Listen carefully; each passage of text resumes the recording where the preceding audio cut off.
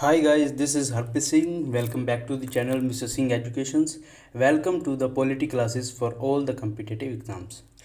ਜਿਵੇਂ ਕਿ ਸਟੂਡੈਂਟਸ ਤੁਸੀਂ ਜਾਣਦੇ ਹੋ ਆਪਾਂ ਜਿਹੜਾ ਹੈਗਾ ਨਿਊ ਕਲਾਸਿਸ ਸਟਾਰਟ ਕੀਤੀਆਂ ਜਿਹੜੀ ਕਿ ਪੋਲਿਟੀ ਨਾਲ ਰਿਲੇਟਡ ਹੈਗੀਆਂ ਨੇ। ਆਪਣਾ ਚੈਨਲ ਜਿਹੜਾ ਹੈਗਾ ਹਾਲੇ ਤੱਕ ਹੁਣ ਤੱਕ ਜਿਹੜਾ ਹੈਗਾ ਪੋਲਿਟੀ ਨੂੰ ਹੀ ਜਿਹੜਾ ਹੈਗਾ ਪੜ੍ਹਾ ਰਿਹਾ, ਠੀਕ ਹੈ। ਤੇ ਇਹਦੇ ਵਿੱਚ ਕੀ ਤੁਹਾਨੂੰ ਪੋਲਿਟੀ ਦੇ ਰਿਲੇਟਡ ਹਰੇਕ ਤਰ੍ਹਾਂ ਦੀ ਇਨਫੋਰਮੇਸ਼ਨ ਦਿੱਤੀ ਜਾਏਗੀ, ਚਾਹੇ ਉਹ ਕੀ ਹੈ ਬੇਸਿਕ ਸਟਰਕਚਰ ਬਾਰੇ ਹੈ, ਚਾਹੇ ਕਿ fundamental rights, fundamental duties, historical background ਹੈਗਾ ਜਾਂ ਕੁਛ ਵੀ ਹੈ। ਇਸ ਚੈਨਲ 'ਤੇ ਤੁਹਾਨੂੰ ਹਰੇਕ ਤਰ੍ਹਾਂ ਦੀ ਇਨਫੋਰਮੇਸ਼ਨ ਦਿੱਤੀ ਜਾਏਗੀ ਪੋਲਿਟੀ ਨਾਲ ਰਿਗਾਰਡਿੰਗ, ਠੀਕ ਹੈ। ਹੁਣ ਅੱਗੇ ਆਪਾਂ ਵੱਧਦੇ ਹੈਗੇ, ਅੱਗੇ ਆਪਾਂ ਕਰਦੇ ਹੈਗੇ ਗੱਲ ਫਸਟ ਲੈਕਚਰਸ ਦੇ ਵਿੱਚ ਆਪਾਂ ਕੀ ਕੀਤਾ ਸੀ। ਫਸਟ ਲੈਕਚਰਸ ਦੇ ਵਿੱਚ ਆਪਾਂ ਕੀਤਾ ਸੀ ਬੇਸਿਕ ਜਿਹੜੀ ਗੱਲਾਂ ਹੈਗੀਆਂ ਨੇ, ਜਿਹੜੀ ਪੋਲਿਟੀ ਦੇ ਵਿੱਚ ਬੇਸਿਕ ਗੱਲਾਂ ਦੀ ਆਪਾਂ ਗੱਲ ਕਰਦੇ ਹਾਂ। ਜਿਵੇਂ ਕਿ ਹੋ ਗਿਆ ਮਤਲਬ ਕਿ ਪਹਿਲਾਂ ਤਾਂ ਕੀ ਪੋਲਿਟੀ ਦੇ ਵਿੱਚ ਕੀ ਚੀਜ਼ਾਂ ਆਉਂਦੀਆਂ ਨੇ। ਪੋਲਿਟੀ ਦੇ ਵਿੱਚ ਕੰਸਟੀਟਿਊਸ਼ਨ ਆਉਂਦਾ ਹੈ, ਗਵਰਨਮੈਂਟ ਆਉਂਦੀ ਹੈ, ਸਰਕਾਰ ਆਉਂਦੀ ਹੈ, ਠੀਕ ਹੈ। ਤਾਂ ਆਪਾਂ ਉਹਦੇ ਬਾਰੇ ਗੱਲ ਕੀਤੀ ਸੀ। ਸੈਕਿੰਡ ਕਲਾਸ ਦੇ ਵਿੱਚ ਆਪਾਂ ਗੱਲ ਕੀਤੀ ਸੀ ਰਿਟਨ ਅਨਰਿਟਨ ਕੰਸਟੀਟਿਊਸ਼ਨ ਬਾਰੇ, ਫੀਚਰਸ ਆਫ ਇੰਡੀਅਨ ਕੰਸਟੀਟਿਊਸ਼ਨ ਬਾਰੇ ਗੱਲ ਕੀਤੀ ਸੀ। ਹੁਣ ਅਗਲੀਆਂ ਆਪਣੀ ਜਿਹੜੀਆਂ ਹੈਗੀਆਂ 3 ਕਲਾਸਾਂ ਲੱਗੀਆਂ ਸੀ, ਜਾਂ ਟੋਟਲ 5 ਕਲਾਸਿਸ ਹੋ ਚੁੱਕੀਆਂ ਨੇ।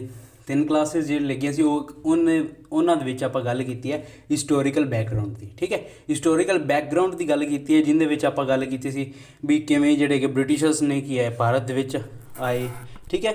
ਭਾਰਤ ਦੇ ਵਿੱਚ ਆਉਣ ਤੋਂ ਬਾਅਦ ਉਹਨਾਂ ਨੇ ਕਿਵੇਂ ਜਿਹੜਾ ਹੈਗਾ ਆਪਣੇ ਉੱਪਰ ਆਪਦੇ ਅਧਿਕਾਰ ਜਮਾਣੇ ਸ਼ੁਰੂ ਕਰ ਦਿੱਤੇ, ਕਿਵੇਂ ਜਿਹੜਾ ਹੈਗਾ ਉਹ ਭਾਰਤ ਨੂੰ ਗੁਲਾਮ ਕਰ ਦੇਗਾ, ਠੀਕ ਹੈ। ਇਸ ਬਾਰੇ ਆਪਾਂ ਗੱਲ ਕੀਤੀ ਸੀ, ਠੀਕ ਹੈ। ਇਹਦੇ ਵਿੱਚ ਕੀ ਆਪਾਂ ਕੀਤਾ, ਪਹਿਲਾਂ ਗੱਲ ਕੀਤੀ ਸੀ ਕੰਪਨੀ ਰੂਲ ਦੀ, ਜਿਹੜਾ ਕਿ 1773 ਈਸਵੀ ਤੋਂ ਲੈ ਕੇ 1853 ਈਸਵੀ ਤੱਕ ਚੱਲਿਆ, ਠੀਕ ਹੈ।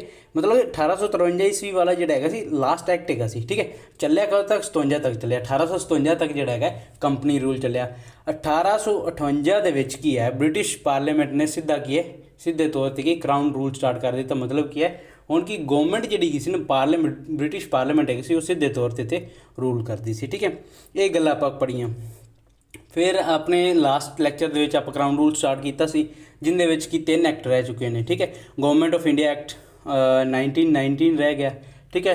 ਗਵਰਨਮੈਂਟ ਆਫ ਇੰਡੀਆ ਐਕਟ 1935 ਅਤੇ ਇੰਡੀਅਨ ਇੰਡੀਪੈਂਡੈਂਸ ਐਕਟ 1947 ਵਾਲਾ 1947 ਵਾਲਾ, ਇਹ 3 ਐਕਟ ਰਹਿ ਚੁੱਕੇ ਨੇ।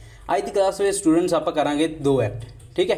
ਗਵਰਨਮੈਂਟ ਆਫ ਇੰਡੀਆ ਐਕਟ 1919 ਅਤੇ ਗਵਰਨਮੈਂਟ ਆਫ ਇੰਡੀਆ ਐਕਟ 1935 ਆਪਾਂ 2 ਜਿਹੜੇ ਹੈਗੇ ਐਕਟ ਕਰ ਲੈਣੇ, ਜਿਹੜੇ ਕਿ ਇੰਪੋਰਟੈਂਟ ਹੈਗੇ ਨੇ। ਅਤੇ ਨੈਕਸਟ ਵੀ ਇੰਪੋਰਟੈਂਟ ਹੈ, ਬਟ ਉਹ ਆਪਾਂ ਕਰਾਂਗੇ ਨੈਕਸਟ ਕਲਾਸ ਦੇ ਵਿੱਚ, ਠੀਕ ਹੈ। ਚਲੋ ਸਟੂਡੈਂਟਸ ਅੱਜ ਆਪਾਂ ਜਿਹੜਾ ਹੈਗਾ ਬਿਗਨ ਕਰ ਲਿਆ ਦੀ ਕਲਾਸ ਸਟਾਰਟ ਕਰਦੇ ਹਾਂ। ਸਭ ਤੋਂ ਪਹਿਲਾਂ ਕੀ ਕਹਿੰਦੇ ਨੇ ਗਵਰਨਮੈਂਟ ਆਫ ਇੰਡੀਆ ਐਕਟ 1919, ਠੀਕ ਹੈ, ਜਾਂ ਫਿਰ ਜਿਹੜਾ ਹੈਗਾ ਭਾਰਤੀ ਜਿਹੜਾ ਐਕਟ ਹੈਗਾ ਸੀ, ਠੀਕ ਹੈ। ਗਵਰਨਮੈਂਟ ਆਫ ਇੰਡੀਆ ਐਕਟ 1919 ਵਾਲਾ ਐਕਟ ਦੇ ਵਿੱਚ ਕੀ ਕਹਿੰਦੇ ਨੇ, ਉਹਦੇ ਵਿੱਚ ਜਿਹੜਾ ਹੈਗਾ ਥੋੜ੍ਹਾ ਜਿਹਾ ਆਪਾਂ ਬੈਕਗਰਾਊਂਡ ਦੀ ਆਪਾਂ ਥੋੜ੍ਹਾ ਜਿਹਾ ਆਪਾਂ ਪਿਛਲਾ ਵੀ ਜਾਣਦੇ ਵੀ ਐਕਟ ਆਇਆ ਕਿਉਂ, ਕਿਸ ਕਾਰਨ ਕਰਕੇ ਲਿਆਂਦਾ ਗਿਆ, ਠੀਕ ਹੈ। On August 20 1917 the British government declared for the first time that its objective was the gradual introduction of responsible government in India, ਠੀਕ ਹੈ। ਤਾਂ ਹੁਣ ਇਹਦੇ ਵਿੱਚ ਗੱਲ ਕਰਦੇ ਨੇ ਵੀ ਅਗਸਤ 20 ਦੇ ਵਿੱਚ 1917 ਦੇ ਵਿੱਚ, ਠੀਕ ਹੈ, 1917 ਦੇ ਸਾਲ ਦੇ ਵਿੱਚ ਕਿ ਬ੍ਰਿਟਿਸ਼ ਗਵਰਨਮੈਂਟ ਨੇ ਜਿਹੜੀ ਹੈਗੀ ਹੈ ਬ੍ਰਿਟਿਸ਼ ਸਰਕਾਰ ਨੇ ਕੀ ਕਿਹਾ ਵੀ ਡਿਕਲੇਅਰ ਕੀਤਾ, ਇੱਕ ਚੀਜ਼ ਡਿਕਲੇਅਰ ਕੀਤੀ ਸਭ ਤੋਂ ਪਹਿਲੀ ਵਾਰ ਕਿ ਜਿਹੜਾ ਹੈਗਾ ਭਾਰਤ ਦੇ ਵਿੱਚ ਅਸੀਂ ਕੀ ਹੈ ਜਿਹੜਾ ਹੈਗਾ ਇੰਟਰੋਡਿਊਸ ਕਰਾਂਗੇ, ਇੱਕ ਚੀਜ਼ ਲਿਆਵਾਂਗੇ। ਕੀ ਹੈ ਉਹਦਾ ਨਾਮ ਕੀ ਹੈ, ਰਿਸਪੋਂਸੀਬਲ ਗਵਰਨਮੈਂਟ ਇਨ ਇੰਡੀਆ, ਠੀਕ ਹੈ। ਰਿਸਪੋਂਸੀਬਲ ਗਵਰਨਮੈਂਟ ਦਾ ਮਤਲਬ ਕੀ ਹੈ ਨਾ ਵੀ ਪਹਿਲਾਂ ਕੀ ਹੁੰਦਾ ਸੀ ਵੀ ਜਿਹੜੇ ਪਰਸਨ ਨੂੰ ਪਾਵਰਸ ਦਿੱਤੀਆਂ ਜਾਂਦੀਆਂ ਸੀ, ਤਾਂ ਉਹ ਕੀ ਹੈ ਜਿਹੜਾ ਹੈਗਾ ਇੰਡੀਵਿਜੂਅਲ ਪਰਸਨ ਵੀ ਜਿਹੜਾ ਹੈਗਾ ਇੰਡੀਵਿਜੂਅਲ ਵਿਅਕਤੀ, ਇਕੱਲਾ ਵਿਅਕਤੀ ਵੀ ਕੀ ਹੈ ਕੋਈ ਵੀ ਫੈਸਲੇ ਇਕੱਲਾ ਹੀ ਲੈ ਸਕਦਾ ਸੀ।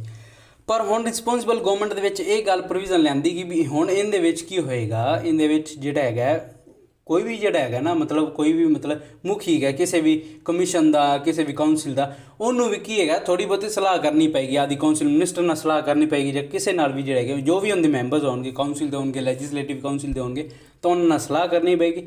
ਉਸ ਤੋਂ ਬਾਅਦ ਹੀ ਜਿਹੜਾ ਹੈਗਾ ਉਹ ਐਕਟ ਜਿਹੜਾ ਹੈਗਾ ਉਹ ਜਿਹੜਾ ਕਾਨੂੰਨ ਲਿਆਂਦਾ ਜਾਏਗਾ, ਠੀਕ ਹੈ। ਇਸ ਚੀਜ਼ ਦੀ ਗੱਲ ਕੀਤੀ। ਤਾਂ ਹੁਣ ਕੀ ਹੋਇਆ ਫਿਰ GOI ਦਾ ਮਤਲਬ ਕੀ government of India act. The government of India act of 1919 was thus enacted which came into force in 1921, ਠੀਕ ਹੈ। ਇਸੇ ਕਰਕੇ ਹੀ ਇਸੇ ਜਿਹੜਾ ਰਿਸਪੋਂਸੀਬਲ ਗਵਰਨਮੈਂਟ ਨੂੰ ਮੱਦੇ ਨਜ਼ਰ ਰੱਖਦੇ ਹੋਏ ਬ੍ਰਿਟਿਸ਼ ਸਰਕਾਰ ਨੇ ਕੀ ਲਿਆਂਦਾ ਗਵਰਨਮੈਂਟ ਆਫ ਇੰਡੀਆ ਐਕਟ 1919 ਲਿਆਂਦਾ, ਜਿਹਦਾ ਦੂਸਰਾ ਨਾਮ ਕੀ ਹੈਗਾ ਮੌਂਟੈਗਿਊ ਚੈਮਸਫੋਰਡ ਰਿਫਾਰਮਸ, ਠੀਕ ਹੈ। ਇਹਦਾ ਦੂਸਰਾ ਨਾਮ ਕੀ ਹੈਗਾ ਮੌਂਟੈਗਿਊ ਚੈਮਸਫੋਰਡ ਰਿਫਾਰਮਸ, ਠੀਕ ਹੈ। ਤਾਂ ਹੁਣ ਕੀ ਗਵਰਨਮੈਂਟ ਆਫ ਇੰਡੀਆ ਐਕਟ 1919 ਵਾਲਾ ਜਿਹੜਾ ਹੈਗਾ ਉਹ ਲਿਆਂਦਾ ਗਿਆ, ਤਾਂ 1921 ਦੇ ਵਿੱਚ ਉਹਨੂੰ ਕੀ ਹੈ ਲਾਗੂ ਕੀਤਾ ਗਿਆ, ਠੀਕ ਹੈ। ਤਾਂ ਹੁਣ ਇਹਦਾ ਜਿਹੜਾ ਹੈਗਾ ਸੀ ਇਹਦਾ ਨਾਮ ਮੌਂਟੈਂਕਿਊ ਚੈਮਸਫੋਰਡ ਕਿਉਂ ਪਿਆ, ਜਿਵੇਂ ਆਪਾਂ ਕਿ ਲਾਸਟ ਐਕਟ ਦੇ ਵਿੱਚ ਆਪਾਂ ਗੱਲ ਕੀਤੀ ਸੀ ਵੀ ਮੋਰਲੇ ਮਿੰਟੋ ਰਿਫਾਰਮਸ, ਠੀਕ ਹੈ, ਮੋਰਲੇ ਮਿੰਟੋ ਰਿਫਾਰਮਸ, ਐਵੇਂ ਕਿ ਇਹਦਾ ਨਾਮ ਰੱਖਿਆ ਗਿਆ। Secretary of state for India ਜਿਹੜਾ ਕੌਣ ਹੈਗਾ ਸੀ, ਉਹ ਹੈਗਾ ਸੀ ਮੌਂਟੈਂਕਿਊ, ਠੀਕ ਹੈ, ਤੇ ਵਾਇਸਰਾਏ ਆਫ ਇੰਡੀਆ ਕੌਣ ਹੈਗਾ ਸੀ, ਚੈਮਸਫੋਰਡ ਹੈਗਾ ਸੀ। आई होप ਤੁਹਾਨੂੰ ਇੱਥੋਂ ਤੱਕ ਗੱਲ ਸਮਝ ਲੱਗ ਗਈ ਹੋਏਗੀ। ਅੱਗੇ ਆਪਾਂ ਗੱਲ ਕਰਦੇ ਇਸ ਐਕਟ ਦੇ ਫੀਚਰਸ ਬਾਰੇ ਗੱਲ ਕਰਦੇ ਵੀ ਇਹਦੇ ਫੀਚਰਸ ਕੀ ਹੈਗੇ, ਇਹਦੇ ਵਿੱਚ ਕੀ ਚੀਜ਼ਾਂ ਜਿਹੜੀ ਹੈਗੀਆਂ ਨੇ ਉਹ ਸਰਕਾਰ ਨੇ ਲਿਆਂਦੀਆਂ, ਠੀਕ ਹੈ। ਤਾਂ ਇਸ ਬਾਰੇ ਆਪਾਂ ਗੱਲ ਕਰਦੇ ਹਾਂ ਫੀਚਰਸ ਬਾਰੇ। It relax the control central control over the provinces by demarcating and separating the central and provincial subjects, ਠੀਕ ਹੈ। ਹੁਣ ਇਹਦੇ ਵਿੱਚ ਉਹ ਕੀ ਕਹਿੰਦੇ ਪਏ ਨੇ, ਇਹਨਾਂ ਨੇ ਕੀ ਹੈ ਕਿ ਰਿਲੈਕਸੇਸ਼ਨ ਦਿੱਤੀ ਕਿਹਨੂੰ, ਸੈਂਟਰਲ ਕੰਟਰੋਲ ਨੂੰ, ਠੀਕ ਹੈ। ਵੀ ਅੱਗੇ ਕੀ ਕਹਿੰਦੇ ਵੀ ਪੂਰੇ ਦੇਸ਼ ਤੇ ਕੀ ਹੈ ਸੈਂਟਰ ਜਿਹੜੀ ਕਿ ਸੈਂਟਰਲ ਗਵਰਨਮੈਂਟ ਕੀ ਉੱਥੇ ਰਾਜ ਕਰਦੀ ਸੀ, ਉਹ ਸੈਂਟਰਲ ਗਵਰਨਮੈਂਟ ਦਾ ਹੀ ਕੰਟਰੋਲ ਹੈਗਾ ਸੀ। ਬਟ ਹੁਣ ਨਵੇਂ ਸਿਰੋਂ ਕੀ ਹੈਗਾ ਜਿਹੜਾ ਹੈਗਾ ਸੈਂਟਰਲ ਗਵਰਨਮੈਂਟ ਕੀ ਕੰਟਰੋਲ ਕਰਨਾ ਸਟਾਰਟ ਕਰ ਦਿੱਤਾ ਉਹਨਾਂ ਨੂੰ, ਪ੍ਰੋਵਿੰਸਿਸ ਨੂੰ ਵੀ ਉਹਨਾਂ ਨੂੰ ਕੀ ਪ੍ਰੋਵਿੰਸ ਨੂੰ ਵੀ ਥੋੜੀ ਪਾਵਰ ਦਿੱਤੀ ਗਈ, ਉਹਨਾਂ ਡੀਮਾਰਕੇਟ ਹੋਣ ਦੀ ਪਾਵਰ ਨੂੰ ਡੀਮਾਰਕੇਟਿੰਗ ਕੀਤਾ ਗਿਆ, ਮਤਲਬ ਉਹਨਾਂ ਪਾਵਰਸ ਕੁਛ ਦਿੱਤੀਆਂ ਗਈਆਂ, ਉਹਨੂੰ ਸੈਪਰੇਟ ਕੀਤਾ ਗਿਆ, ਠੀਕ ਹੈ, ਸੈਂਟਰ ਨਾਲੋਂ। ਉਹਨਾਂ ਨੂੰ ਕੀ ਹੈ ਜਿਹੜਾ ਹੈਗਾ ਸਬਜੈਕਟਸ ਦੇ ਦਿੱਤੇ ਗਿਆ ਵੀ ਫਲਾਣੇ ਸਬਜੈਕਟ 'ਤੇ ਤੁਸੀਂ ਜਿਹੜਾ ਹੈਗਾ ਕਾਨੂੰਨ ਬਣਾ ਸਕਦੇ ਜੇ, ਅਤੇ ਸੈਂਟਰ ਜਿਹੜਾ ਹੈਗਾ ਇੱਥੇ ਅਦਾਰੇ 'ਤੇ ਕਾਨੂੰਨ ਬਣਾਏਗੀ, ਅਤੇ ਜਿਹੜਾ ਹੈਗਾ ਪ੍ਰੋਵਿੰਸ ਜਿਹੜੀ ਹੈ ਪ੍ਰੋਵਿੰਸ਼ੀਅਲ ਗਵਰਨਮੈਂਟ ਹੈਗੀ ਹੈ ਉਹ ਐਕਟ 'ਤੇ ਜਿਹੜਾ ਹੈਗਾ ਸਬਜੈਕਟ 'ਤੇ ਕੀ ਆ ਕਾਨੂੰਨ ਬਣਾ ਸਕਦੀ ਹੈ, ਠੀਕ ਹੈ।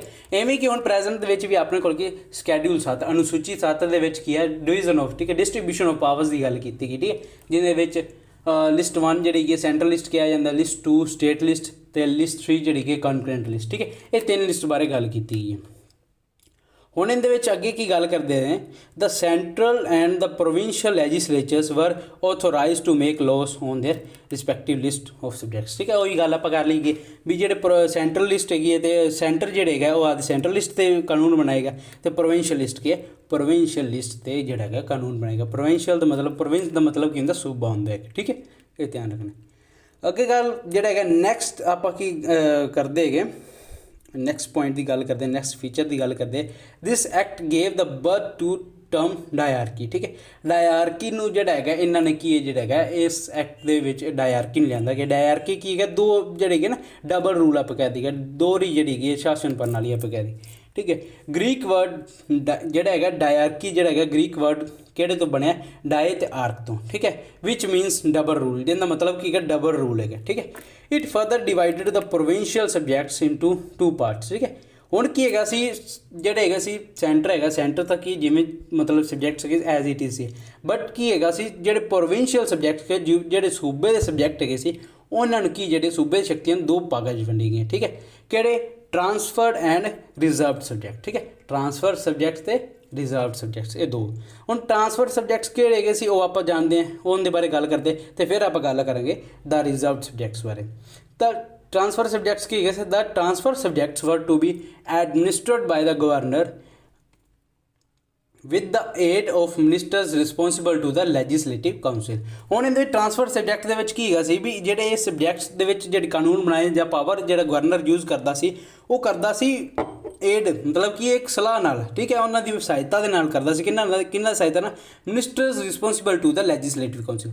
ਜਿਹੜੇ ਮਿਨਿਸਟਰ ਲੈਜਿਸਲੇਟਿਵ ਕਾਊਂਸਿਲ ਨੂੰ ਕੀ ਹੈ ਉਹ ਜਵਾਬ ਦੇ ਗਏ ਸੀ, ਕੋਈ ਵੀ ਮਿਸ ਹੈਪਨਿੰਗ ਹੁੰਦੀ ਹੈ ਤਾਂ ਉਹ ਉਹਨਾਂ ਲਈ ਜਵਾਬ ਦੇ ਗਏ ਸੀ, ਉਹਨਾਂ ਦੇ ਹੀ ਜਿਹੜਾ ਹੈਗਾ ਉਹਨਾਂ ਨੂੰ ਧਿਆਨ 'ਚ ਰੱਖਦੇ ਹੋਏ ਕੀ ਜਿਹੜਾ ਹੈਗਾ ਸੀ ਉਹ ਕਾਨੂੰਨ ਬਣਾਉਂਦੇ ਸੀ, ਠੀਕ ਹੈ।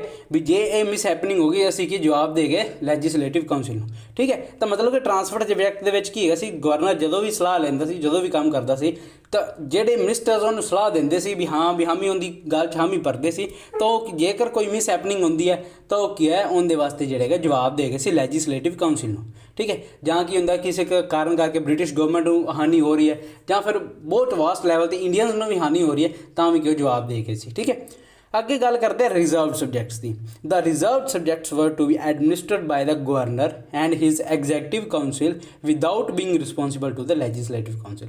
ਔਰ ਰਿਜ਼ਰਵਡ ਸਬਜੈਕਟਸ ਮਤਲਬ ਰਾਖਵੇਂ ਜਿਹੜੇ ਸਬਜੈਕਟ ਹੁੰਦੇ ਨੇ ਉਹਦੇ ਵਿੱਚ ਕੀ ਹੈਗਾ ਸੀ ਗਵਰਨਰ ਜਿਹੜਾ ਹੈਗਾ ਸੀ ਐਗਜ਼ੈਕਟਿਵ ਕਾਊਂਸਿਲ ਦੇ ਨਾਲ ਸਲਾਹ ਨਾਲ ਕੀ ਹੈ ਵੀ ਆਹ ਦਾ ਕੰਮ ਕਰਦਾ ਸੀ। ਪਰ ਜਿਹੜੀ ਹੈਗੀ ਸੀ ਇੱਥੇ ਜਿਹੜੇ ਹੈਗਾ ਐਗਜ਼ੈਕਟਿਵ ਕਾਊਂਸਿਲ ਹੈਗੀ ਸੀ, ਐਗਜ਼ੀਕਿਊਟਿਵ ਕਾਊਂਸਿਲ ਜਿਹਨੂੰ ਆਪਾਂ ਕਾਰਜਪਾਲਿਕਾ ਕਹਿ ਦਈਏ ਇੱਕ ਹਿਸਾਬ ਨਾਲ, ਉਹ ਜਿਹੜੀ ਹੈਗੀ ਸੀ ਆਨਸਰੇਬਲ ਨਹੀਂ ਹੈਗੀ ਸੀ ਲੈਜਿਸਲੇਟਿਵ ਕਾਊਂਸਿਲ, ਠੀਕ ਹੈ। ਉਹ ਕਿਸੇ ਤਰ੍ਹਾਂ ਆਨਸਰੇਬਲ ਨਹੀਂ ਹੈਗੀ ਸੀ, ਠੀਕ ਹੈ।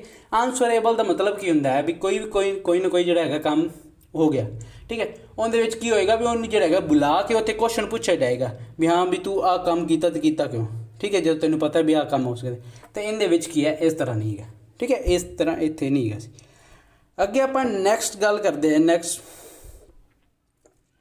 फीचर दी, it introduced for the first time bicameralism and direct elections in the country. सब तो पहली बार किया है, सब तो पहली बार जोड़ा है बाय कैमरलिज्म ते डायरैक्ट इलैक्शंस नू की इन्होंने जोड़ा है बढ़ावा दिता। ठीक है, हुण कि बाय कैमरलिज्म की है मतलब दोहरी शासन प्रणाली। दोहरी शासन प्रणाली का मतलब की है, इत्थे मतलब की है भी एक स्टेट दे जां एक प्रोविंस दे विच दो जिहड़े सदन होने। ठीक है, जिवें हुण अपने कई स्टेट्स दे विच जिहड़े ने एक सदन है, कई स्टेट्स दे विच हैगे दो सदन हैगे ने। ठीक है, ये तुसीं ओह जिहड़ा है कमेंट सैक्शन दे विच दसना है भी किहड़े राज्यां दे विच जिहड़े हैगे दोहरी शासन प्रणाली हैगी। ठीक है, बाय कैमरलिज्म जिहड़ा है एक प्रोविजन वरती जाती है, तुसीं दसना है। ठीक है, कमेंट सैक्शन दे विच। तो हुण जिहड़े इहदे च गल करदे ने वो गल करदे ने बाय कैमरलिज्म दी। तो इहदे बाय कैमरलिज्म दे विच की हैगा मतलब कि स्टेट दे विच ही दो सदन होने, जिहड़े एक लैजिसलेटिव काउंसिल होनी ते एक लैजिसलेटिव असैंबली होनी। तो आप अगे जिहड़ा पढ़दे point, thus the Indian legislative council was replaced by a bicameral legislative consisting of an upper house जिन्होंने आप काउंसिल ऑफ स्टेट कह दी है। ठीक है, तो लोअर हाउस केड़ा है लैजिसलेटिव काउंसिल की। ठीक है, अपर हाउस जो है काउंसिल ऑफ स्टेट तो लोअर हाउस केड़ा है legislative assembly. The majority of the members of both the houses were chosen by direct elections. ठीक है, तो जोड़े मैंबर्स है वो कि डायरैक्ट इलैक्शंस द्वारा ही चुने जाते थे, कोई किसी तरह सीधी अपॉइंटमेंट नहीं होंगी सी। ठीक है, किसी की सलाह से या कुछ भी है। ठीक है, तो ये पॉइंट तुसीं ध्यान रखना। आई होप तुहानूं समझ इत्थों तक लग गई होएगी। एक गल एक होर तुसीं ध्यान रखना है, जिहड़ी हुंदी है दोहरी शासन, जिहड़े दोहरी शासन प्रणाली एक स्टेट दे विच दो सदन होंदे उन्होंने कहंदे ने बाय कैमरलिज्म, तो जिहड़े स्टेट दे विच एक सदन होंदा उन्होंने कहंदे ने यूनीकैमरल। ठीक है, उन्होंने कहंदे ने यूनीकैमरलिज्म या फिर यूनीकैमरल सिस्टम। ठीक है, ये ध्यान रखना। अगे आप नैक्सट करते हैं इस ही एक्ट के कुछ होर फीचर्स की गल करते आप। वो गल करते की करते ने, it extended the principal of communal representation. ठीक है, कम्यूनल रिप्रजेंटेशन का मतलब कि जाति के तौर पर कि उन्होंने जोड़ा है उन्होंने रिप्रजेंटेशन वधाया, जाति के तौर पर उन्होंने की होर अधिकार दिते गए by providing separate electorates for Sikh, Indian Christians, Anglo Indians and Europeans. ठीक है, तो ये जोड़े है कम्यूनिटीज़ की किया गया भी इन्होंने जोड़ा है कम्यूनल रिप्रजेंटेशन का ਨੂੰ बढ़ावा दिता, उन्होंने वादा किया। तो उन्हें की सैपरेट इलैक्टोरेट्स जिहड़े सैपरेट इलैक्टोरेट्स नूं की है इनवॉल्व किया किन्हां वास्ते, सिखां वास्ते, जिहड़े इंडियन क्रिश्चन है उन्हां वास्ते, एंग्लो इंडियन वास्ते या फिर यूरोपीयन लोगों वास्ते उन्होंने की है जिहड़ा है सैपरेट इलैक्टोरेट्स जिहड़े स्थापित किए।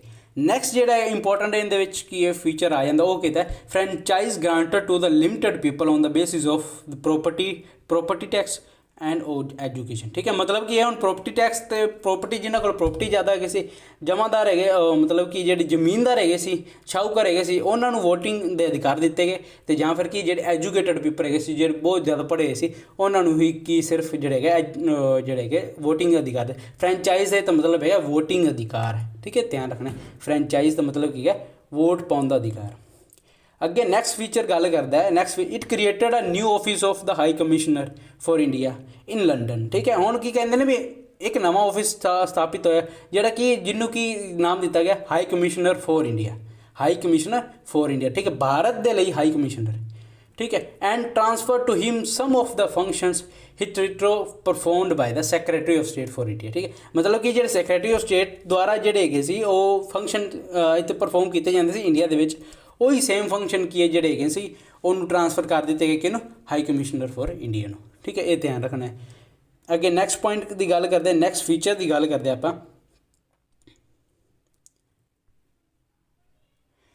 It provided for the establishment of the public service commission. ठीक है, इंपॉर्टेंट पॉइंट है। इहदे की होया भी पब्लिक सर्विस एस्टैब्लिशमेंट होगी मतलब कि स्थापना की गई कि पब्लिक सर्विस कमीशन की।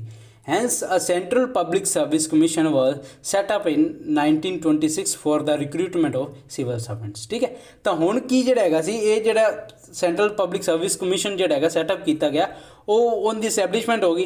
तो ये जिहड़ा होया कदों होया 1926 दे विच। 1926 तो बाद ही जिहड़ा हैगा ऑनवर्ड सी कि जिहड़ा हैगा सिविल सर्वेंट्स की रिक्रूटमेंट जिहड़ी कि स्टार्ट होगी।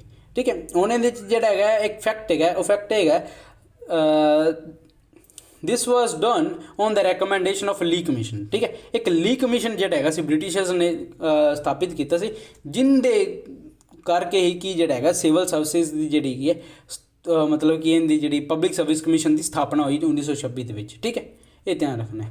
ਅੱਗੇ ਗੱਲ ਕਰਦੇ ਨੈਕਸਟ ਫੈਕਟ ਜਿਹੜਾ ਹੈਗਾ, ਨੈਕਸਟ ਇੰਪੋਰਟੈਂਟ ਫੈਕਟ ਹੈਗਾ ਉਹ ਹੈਗਾ it provided for the appointment of the statutory commission. ਠੀਕ ਹੈ, ਇੱਕ ਸਟੈਚੂਟਰੀ ਕਮਿਸ਼ਨ ਨੂੰ ਜਿਹੜਾ ਹੈਗਾ ਸਥਾਪਿਤ ਕੀਤਾ ਜਾਵੇਗਾ to enquire into the report on its working after the years of its coming 10 years of its coming into force. ਠੀਕ ਹੈ, ਮਤਲਬ ਕੀ ਹੈ ਵੀ 10 ਸਾਲ ਬਾਅਦ ਜਦੋਂ ਕਾਨੂੰਨ ਬਣਿਆ 1919 ਦੇ ਕਾਨੂੰਨ ਬਣਦਾ ਪਿਆ 1929 ਦੇ ਵਿੱਚ ਜਾ ਕੇ ਕੀ ਇਹਨੂੰ ਜਿਹੜਾ ਹੈਗਾ ਇਹਦੀ ਇੱਕ ਰਿਪੋਰਟ ਬਣਾਈ ਜਾਏਗੀ ਵੀ ਕਿੱਥੋਂ ਤੱਕ ਜਿਹੜਾ ਹੈਗਾ ਐਕਟ ਜਿਹੜਾ ਸਕਸੈਸਫੁਲ ਰਿਹਾ, ਕਿੱਥੋਂ ਤੱਕ ਜਿਹੜਾ ਇਹ ਐਕਟ ਜਿਹੜਾ ਹੈਗਾ ਅਨਸਕਸੈਸਫੁਲ ਰਿਹਾ। ਠੀਕ ਹੈ, ਤਾਂ ਇਸ ਵਾਸਤੇ ਕੀ ਜਿਹੜਾ ਹੈਗਾ ਉਹਨਾਂ ਨੇ ਕੀ ਹੈ ਬ੍ਰਿਟਿਸ਼ਰਸ ਨੇ ਸਥਾਪਨਾ ਕੀਤੀ ਸਾਈਮਨ ਕਮਿਸ਼ਨ ਦੀ। ਠੀਕ ਹੈ, ਸਾਈਮਨ ਕਮਿਸ਼ਨ ਦੀ ਸਥਾਪਨਾ ਕੀਤੀ, ਪਰ ਇੱਕ ਸਟੂਡੈਂਟਸ ਧਿਆਨ ਰੱਖਣਾ ਹੈ ਗਾਇਸ, ਧਿਆਨ ਰੱਖਣਾ ਇਹ ਗੱਲ ਵੀ ਜਿਹੜੀ ਸਾਈਮਨ ਕਮਿਸ਼ਨ ਜਿਹੜਾ ਹੈਗਾ ਸੀ ਨਾ ਉਹ ਹੋਣਾ ਸਥਾਪਿਤ ਹੋਣਾ ਸੀ 10 ਸਾਲ ਬਾਅਦ, ਪਰ ਉਹ ਕੀ 2 ਸਾਲ ਪਹਿਲਾਂ ਹੀ ਮਤਲਬ ਕਿ 8 ਸਾਲ ਬਾਅਦ ਹੀ ਜਿਹੜਾ ਹੈਗਾ ਉਹਨੂੰ ਕੀ ਜਿਹੜੀ ਹੈਗਾ ਉਹਨੂੰ ਸਥਾਪਿਤ ਕਰ ਦਿੱਤਾ, ਉਹਨੂੰ ਬਣਾ ਦਿੱਤਾ ਗਿਆ ਅਤੇ ਉਹਦੇ ਜਿਹੜਾ ਹੈਗਾ ਕੰਮ ਵਰਕ ਸਟਾਰਟ ਕਰ ਦਿੱਤਾ ਵੀ ਕੀ ਚੀਜ਼ਾਂ ਕਿੱਥੋਂ ਤੱਕ ਸਕਸੈਸਫੁਲ ਰਿਹਾ ਅਤੇ ਕਿੱਥੋਂ ਤੱਕ ਅਨਸਕਸੈਸਫੁਲ ਰਿਹਾ ਇਹ ਐਕਟ।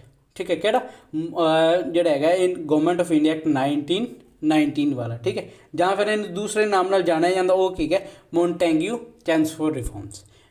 ਤਾਂ ਕਿ ਆਪਾਂ ਗੱਲ ਕਰਦੇ ਸਾਈਮਨ ਕਮਿਸ਼ਨ ਦੀ। ਸਾਈਮਨ ਕਮਿਸ਼ਨ ਕਦੋਂ ਸਥਾਪਨਾ ਹੋਈ? ਨਵੰਬਰ 1927 ਦੇ ਵਿੱਚ ਹੋਇਆ। ਠੀਕ ਹੈ, ਇਹ ਜਿਹੜਾ ਹੈਗਾ ਇਹਦੇ ਵਿੱਚ ਕੀ ਗੱਲ ਸੀ, ਇਹਦੇ the British government announce the appointment of the 7 members. ਠੀਕ ਹੈ, 7 ਸਟੈਚੂਟਰੀ ਕਮਿਸ਼ਨ ਦੇ ਵਿੱਚ ਜਿਹੜਾ ਹੈਗਾ 7 ਮੈਂਬਰਸ ਦੀ ਗੱਲ ਕੀਤੀ ਗਈ, 7 ਮੈਂਬਰ ਦੀ ਕਮੇਟੀ ਹੋਵੇਗੀ, ਪਰ ਇਹ ਕਮੇਟੀ ਇਹ ਕਮਿਸ਼ਨ ਦੇ ਵਿੱਚ ਸਿਰਫ ਬ੍ਰਿਟਿਸ਼ ਲੋਕ ਹੀ ਜਿਹੜੇ ਹੈਗੇ ਨੇ ਉਹ ਕੀ ਭਾਗ ਲੈਣਗੇ, ਉਹਨਾਂ ਨੇ ਇਹ ਪ੍ਰੋਵੀਜ਼ਨ ਵੀ ਰੱਖੀ।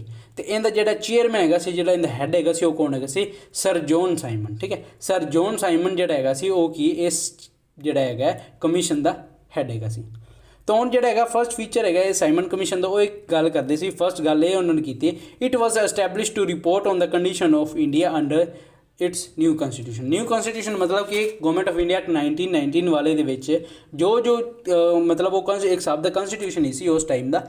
ਠੀਕ ਹੈ, ਤਾਂ ਉਹਦੇ ਕਰਕੇ ਉਹਦੀ ਕੀ ਭਾਰਤ ਵਿੱਚ ਕੀ ਕੰਡੀਸ਼ਨਸ ਹੋਈਆਂ, ਕੀ ਜਿਹੜੇ ਹੈਗੇ ਮਤਲਬ ਸਹੀ ਕਿੱਥੋਂ ਤੱਕ ਸਹੀ ਸਾਬਿਤ ਹੋਇਆ, ਕਿੱਥੋਂ ਤੱਕ ਮਤਲਬ ਸਕਸੈਸਫੁਲ ਸਾਬਿਤ ਹੋਇਆ, ਲੋਕਾਂ ਨੂੰ ਵਧੀਆ ਲੱਗਿਆ ਜੇ ਕਿਵੇਂ ਜਿਹੜਾ ਹੈਗਾ ਉਸ ਚੀਜ਼ 'ਤੇ ਰਿਪੋਰਟ ਬਣਾਉਣੀ ਜਿਹੜੀ ਕਿ ਰਿਪੋਰਟ ਬਣਾਉਣ ਲਈ ਕਿਹਾ ਗਿਆ ਬ੍ਰਿਟਿਸ਼ਰਸ ਨੂੰ। ਠੀਕ ਹੈ, ਮਤਲਬ ਕਿ ਬ੍ਰਿਟਿਸ਼ਰਸ ਦੀ ਕਮੇਟੀ ਜਿਹੜੀ ਗਈ ਸੀ। ਠੀਕ ਹੈ, ਬ੍ਰਿਟਿਸ਼ ਲੋਕ ਹੀ ਹੋਣਗੇ।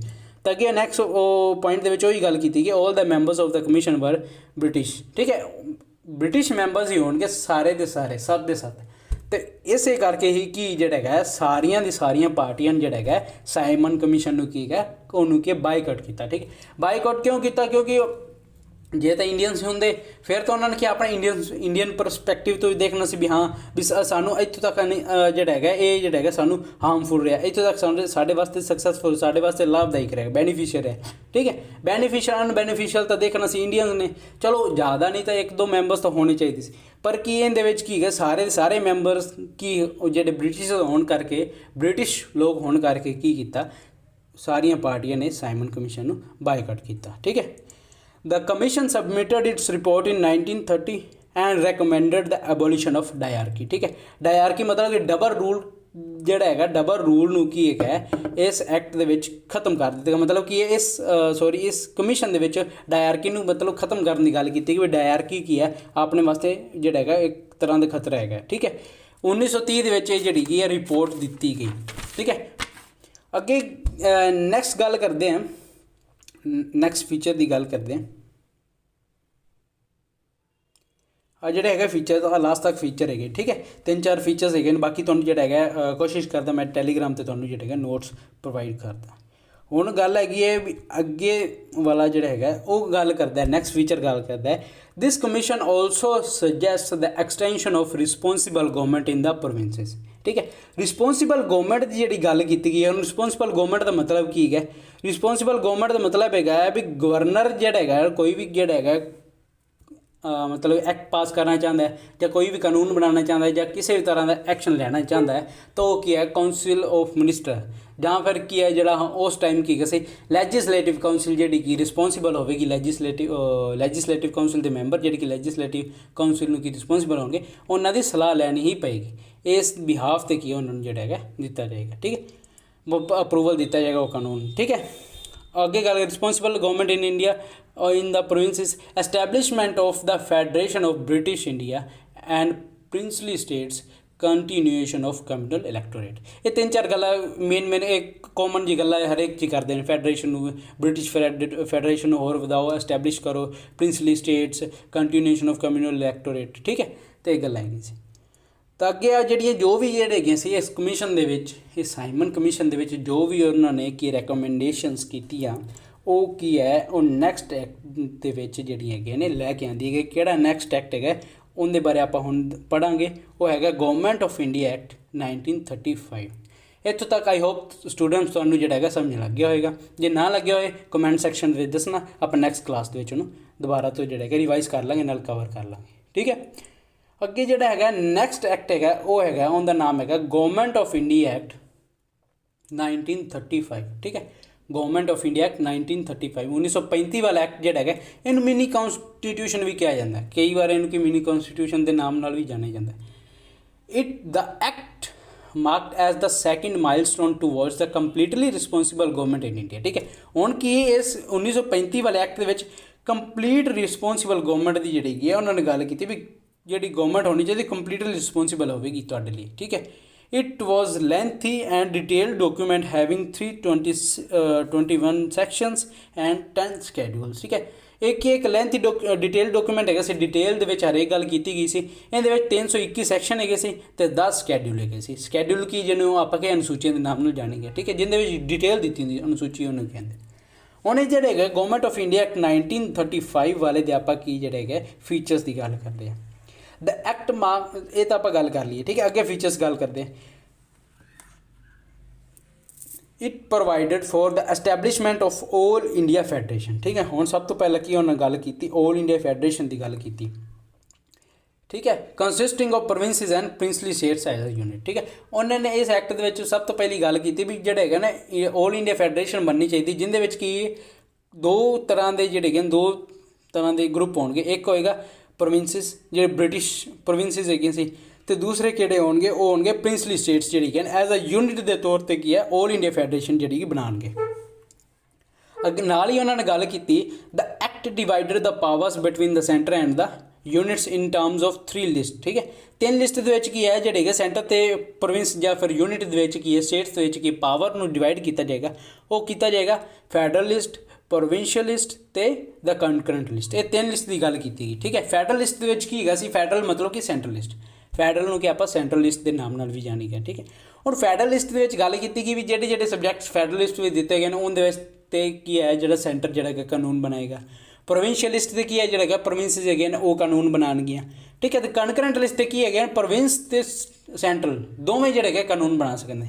ਪਰ ਜਿਹੜਾ ਸੈਂਟਰ ਦਾ ਕਾਨੂੰਨ ਹੋਏਗਾ ਉਹ ਕੀ ਹੋਏਗਾ ਸੁਪੀਰੀਅਰ ਹੋਏਗਾ। ਜੇਕਰ ਸਟੇਟ ਵੀ ਬਣਾ ਰਹੀ ਹੈ ਮਤਲਬ ਪ੍ਰੋਵਿੰਸ ਵੀ ਬਣਾ ਰਹੀ ਹੈ ਉਹਦੇ 'ਤੇ ਕਾਨੂੰਨ ਅਤੇ ਸੈਂਟਰ ਵੀ ਬਣਾ ਰਹੀ ਹੈ ਤਾਂ ਸੈਂਟਰ ਦਾ ਜਿਹੜਾ ਕਾਨੂੰਨ ਹੈਗਾ ਉਹ ਕੀ ਹੈ ਲਾਗੂ ਹੋਏਗਾ ਐਜ਼ ਪਰ ਦਾ, ਠੀਕ ਹੈ। ਕੰਕਰੈਂਟ ਲਿਸਟ 'ਤੇ ਜੇਕਰ ਉਹ ਸਬਜੈਕਟ 'ਤੇ ਜਿਹੜੇ ਹੈਗੇ ਵਰਕ ਕਰਦੇ ਨੇ ਦੋਨੋਂ।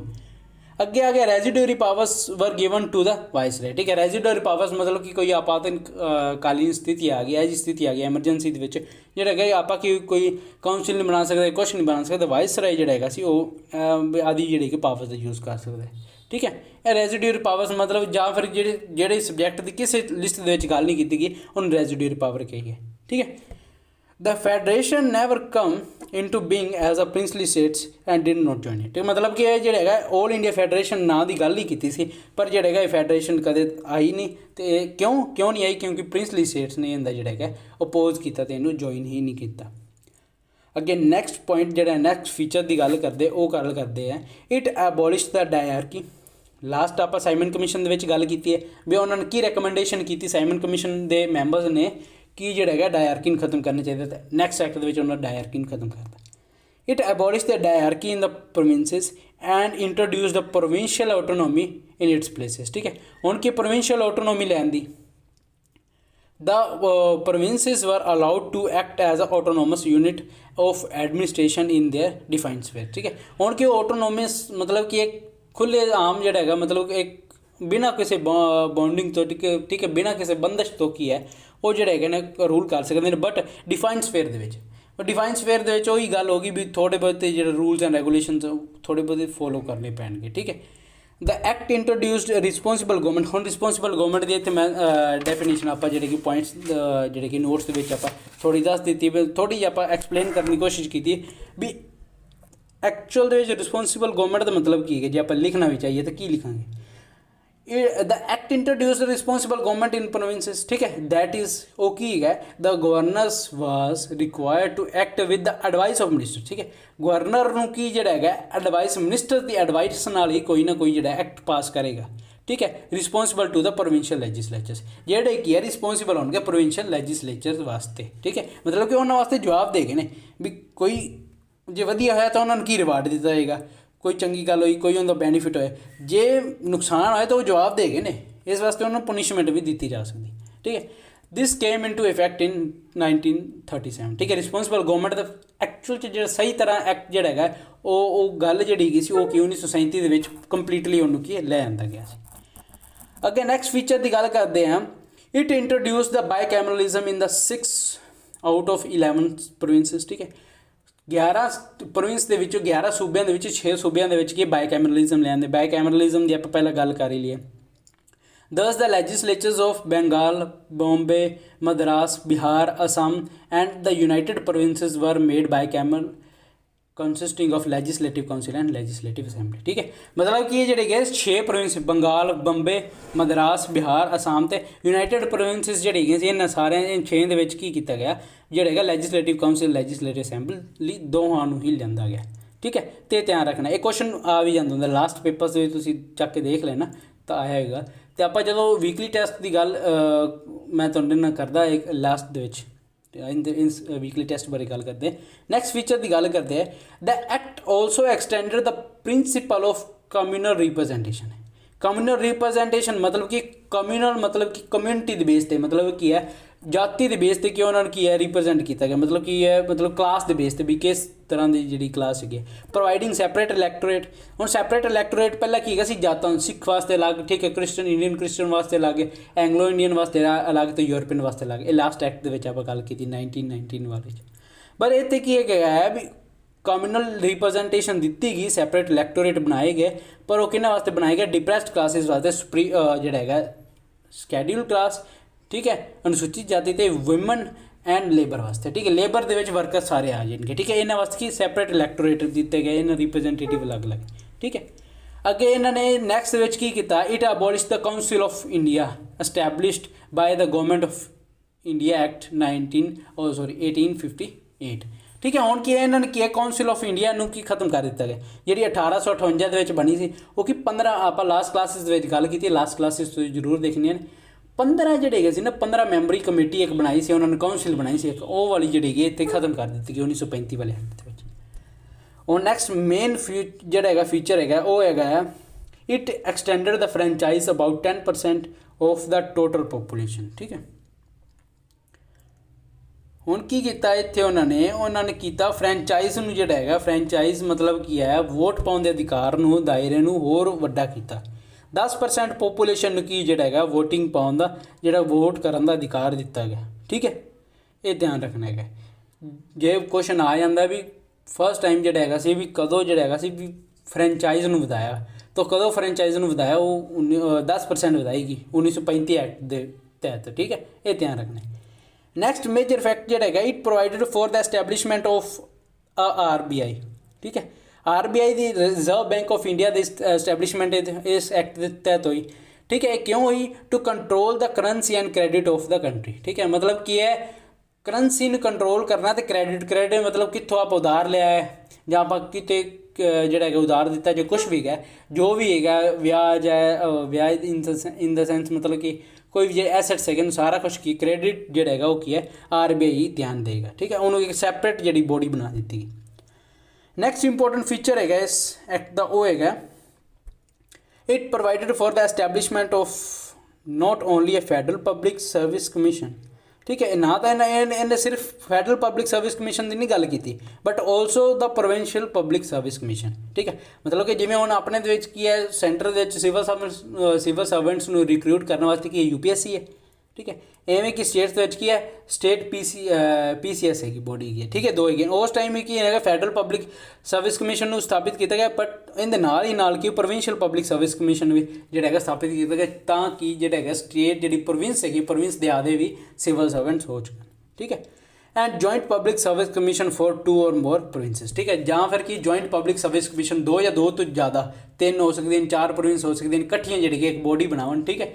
ਇੱਕ मतलब कि प्रोविंशियल पब्लिक सर्विस इस्टैबलिश करन ते वही ਜਿਹੜੇ ਨੇ 3-4 ਜਿਹੜੀ ਸਟੇਟਸ ਜਿਹੜੀ ਇਕੱਠੇ ਹੋ ਕੇ ਕਰਦੀਆਂ ਪਈਆਂ ਨੇ, ਕੋਲੈਬੋਰੇਸ਼ਨ ਕਰਦੀਆਂ ਪਈਆਂ ਨੇ, ਉਹਨਾਂ ਦੇ ਜਿਹੜੇ ਨੇ ਸਿਵਲ ਸਰਵੈਂਟਸ ਨੂੰ ਰਿਕਰੂਟ ਕਰ ਸਕੇ, ਉਹ ਬੋਡੀ ਜਿਹੜੀ ਕਿ ਸਥਾਪਿਤ ਇਸ ਐਕਟ ਦੇ ਤਹਿਤ ਕੀਤੀ ਗਈ, ਠੀਕ ਹੈ।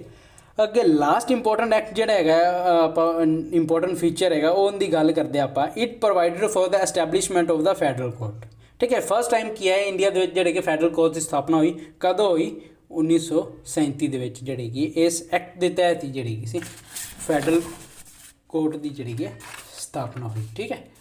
तो आ जोड़े है सी एक्ट के आप जो एक्ट्स बारे गल कर ही लीए, जोड़े ये एक्ट है सी सारे जोड़े सी क्राउन रूल नाल जोड़े कि रिलेटेड है ये 2 एक्ट, ठीक है। लास्ट जोड़ा एक्ट अपना रह गया इंडिपेंडेंस एक्ट, ठीक है, 1947 वाला। ਉਹਨੂੰ ਕੀ ਆਪਾਂ ਜਿਹੜਾ ਹੈਗਾ ਉਹਨੂੰ ਆਪਾਂ ਕਰਾਂਗੇ ਕਵਰ ਨੈਕਸਟ ਕਲਾਸ ਦੇ ਵਿੱਚ। ਤਾਂ ਆਈ ਹੋਪ ਗਾਇਜ਼ ਤੁਹਾਨੂੰ ਜਿਹੜਾ ਹੈਗਾ ਇਹ ਲੈਕਚਰ ਵਧੀਆ ਲੱਗਿਆ ਹੋਏਗਾ, ਠੀਕ ਹੈ। ਨੋਟਸ ਤੁਹਾਨੂੰ ਕੀ ਹੈ ਮੈਂ ਕੋਸ਼ਿਸ਼ ਕਰਦਾ ਤੁਹਾਨੂੰ ਟੈਲੀਗ੍ਰਾਮ 'ਤੇ ਵੀ ਪ੍ਰੋਵਾਈਡ ਕਰਦਾ, ਠੀਕ ਹੈ। ਅਤੇ ਇੰਸਟਾਗ੍ਰਾਮ 'ਤੇ ਵੀ ਆਪਾਂ ਪੇਜ ਬਣਾ ਰਹੇ ਨੇ, ਉਹਦੇ 'ਤੇ ਵੀ ਆਪਾਂ ਮੈਂ ਡੇਲੀ ਜਿਹੜੇ ਹੈਗੇ ਨੇ ਨੋਟਸ ਨੂੰ ਕੀ ਅਪਲੋਡ ਕਰ ਦਿੱਤਾ ਕਰਾਂਗਾ। ਤਾਂ ਇੱਕ ਗਾਇਜ਼ ਤੁਹਾਨੂੰ ਰਿਕੁਐਸਟ ਹੈਗੀ ਹੈ ਕਮੈਂਟ ਸੈਕਸ਼ਨ ਦੇ ਵਿੱਚ ਆਦੇ ਜਿਹੜੇ ਕਿ ਰਿਵਿਊਜ਼ ਮਤਲਬ ਕਿ ਆਦੇ ਰਿਵਿਊਜ਼ ਜ਼ਰੂਰ ਦਿੱਤੇ, ਸੁਜੈਸ਼ਨ ਜ਼ਰੂਰ ਦਿੱਤੇ, ਜਿਹੜੇ ਕੁਐਸਚਨ ਪੁੱਛਦਾ ਉਹਨੂੰ ਕੁਐਸਚਨਸ ਨੂੰ ਜਿਹੜਾ ਹੈਗਾ ਜ਼ਰੂਰ ਅਟੈਂਪਟ ਕਰੋ, ਠੀਕ ਹੈ। ਅਤੇ ਨਾਲ ਹੀ ਨਾਲ ਕੀ ਆਪਾਂ ਜਿਹੜਾ ਹੈਗਾ ਇੱਕ ਗੱਲ ਕੀਤੀ ਸੀ ਆਪਾਂ ਵੀਕਲੀ ਟੈਸਟ, ਠੀਕ ਹੈ। ਵੀਕਲੀ ਟੈਸਟ ਦੇ ਵਿੱਚ ਆਪਾਂ ਦੇਖਾਂਗੇ ਵੀ ਕੋਈ ਇੱਕ ਦਿਨ ਆਪਾਂ ਇੱਕ ਡੇ ਚੂਜ਼ ਕਰ ਲਾਂਗੇ, ਠੀਕ ਹੈ। ਪੂਰੇ ਵੀਕ ਦੇ ਵਿੱਚ ਜਿਹੜੇ ਆਪਾਂ ਟੋਪਿਕ ਕਰਾਂਗੇ ਉਹਦੇ ਰਿਲੇਟਡ ਕਿ ਆਪਾਂ ਜਿਹੜਾ ਹੈਗਾ ਵੀਕਲੀ ਟੈਸਟ, ਚਾਹੇ ਆਪਾਂ ਕੀ ਸੈਟਰਡੇ ਜਾਂ ਚਾਹੇ ਆਪਾਂ ਮੰਡੇ, ਇੱਕ 2 ਡੇਜ਼ ਦੇ ਵਿੱਚ ਇੱਕ ਡੇ ਆਪਾਂ ਸਿਲੈਕਟ ਕਰ ਲਾਂਗੇ, ਉਹਦੇ ਵਿੱਚ ਆਪਾਂ ਕੀ ਜਿਹੜਾ ਹੈਗਾ ਟੈਸਟ ਲੈ ਕਰਾਂਗੇ, ਠੀਕ ਹੈ। ਜੋ ਵੀ ਆਪਣਾ ਕੰਟੈਂਟ ਹੋਏਗਾ ਉਹਦੇ ਵਿੱਚੋਂ ਹੀ, ਠੀਕ ਹੈ। ਸੋ ਆਈ ਹੋਪ ਗਾਇਜ਼ ਤੁਹਾਨੂੰ ਲੈਕਚਰ ਵਧੀਆ ਲੱਗਿਆ ਹੋਏਗਾ, ਠੀਕ ਹੈ। Please subscribe my channel mister Singh educations, ਠੀਕ ਹੈ। ਇਹ ਤਾਂ ਤੁਹਾਨੂੰ ਜਿਹੜਾ ਹੈਗਾ ਹਰੇਕ ਤਰ੍ਹਾਂ ਦੇ ਜਿਹੜੇ ਹੈਗਾ ਪੋਲਿਟੀ ਦੇ ਲਈ ਹਰੇਕ ਤਰ੍ਹਾਂ ਦੀ ਜਿਹੜੀ ਕਿ ਇਨਫੋਰਮੇਸ਼ਨ ਦਿੱਤੀ ਜਾਏਗੀ, ਕੰਪੀਟੀਟਿਵ ਐਗਜ਼ਾਮ ਲਈ ਤੁਹਾਨੂੰ ਜਿਹੜਾ ਹੈਗਾ ਤਿਆਰ ਕੀਤਾ ਜਾਏਗਾ। Bye bye guys, thank you so much.